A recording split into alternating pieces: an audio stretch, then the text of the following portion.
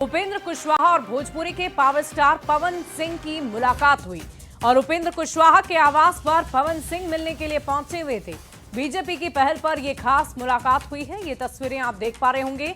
लोकसभा चुनाव 2024 में काराकाट सीट से उपेंद्र कुशवाहा और पवन सिंह के चुनावी टक्कर हुई थी, जिसके बाद से दोनों के बीच दूरियां बढ़ गई थी और ऐसे में करीब 1.5 साल के बाद इस मुलाकात के बहाने दोनों को नजदीक लाया गया।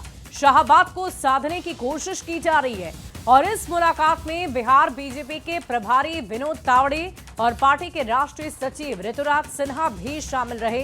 तस्वीरें आप देखिए, बेहद खास तस्वीर राजनीति के दृष्टिकोण से, और ये तस्वीर अपने आप में बहुत कुछ बयां कर रही है कि कैसे आगामी विधानसभा चुनाव को लेकर बहुत ही पुख्ता तौर पर रणनीतियां बनाई जा रही है और सारे गिले शिकवों को दूर किया जा रहा है ताकि एक साथ मिलकर आगामी विधानसभा चुनाव में फतेह किया जा सके।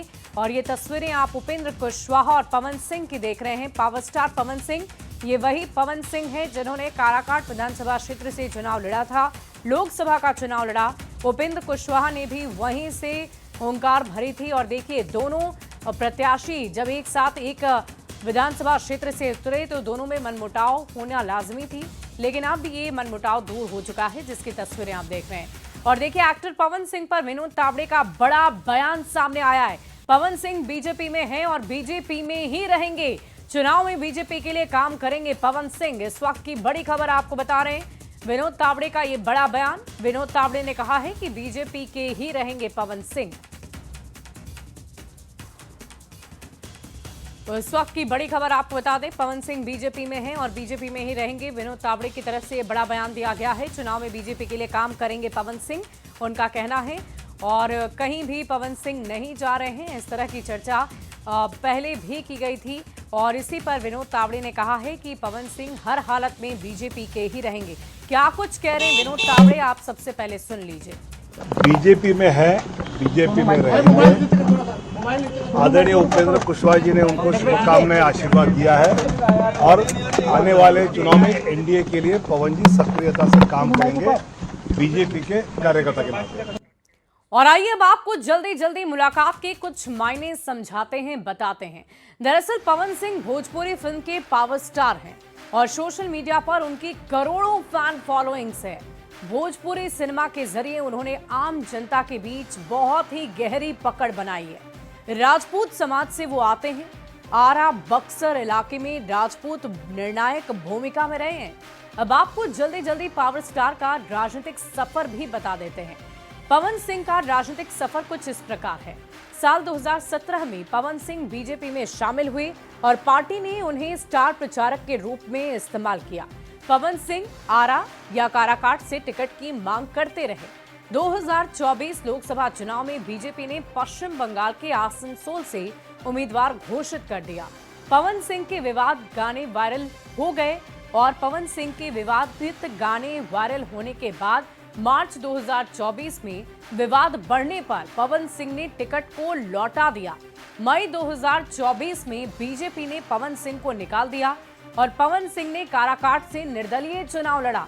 एनडीए उम्मीदवार उपेंद्र कुशवाहा को हार का सामना करना पड़ गया। भोजपुरी पावर स्टार पवन सिंह की फैन फॉलोइंग इतनी ज्यादा थी कि उन्हें निर्दलीय भी जब चुनाव में उतारा गया तो वो खुद ही अपनी जीत को हासिल कर चुके थे। पवन सिंह दूसरे नंबर पर रहे, लेकिन बीजेपी को बहुत बड़ा नुकसान उन्होंने पहुंचा दिया। और अब आपको जल्दी से ये भी बताते हैं कि पवन सिंह ने इससे पहले किन किन नेताओं से मुलाकात की है। दरअसल पवन सिंह ने मार्च 2025 में बीजेपी सांसद मनोज तिवारी से मुलाकात की और बीजेपी सांसद मनोज तिवारी से मुलाकात करने के बाद सितंबर में आरके सिंह से पवन सिंह ने मुलाकात की। रियलिटी शो छोड़कर पवन सिंह चुनाव लड़ने के लिए बाहर आए और आपको बता दें कि शो से बाहर आने के दौरान उन्होंने कहा था कि मेरी जनता ही मेरा भगवान है और चुनाव के समय मेरा फर्ज है कि मैं उन्हीं के बीच रहूं। अब जरा समझिए कि पवन सिंह और उपेंद्र कुशवाहा की ये मुलाकात इतनी अहम क्यों मानी जा रही है।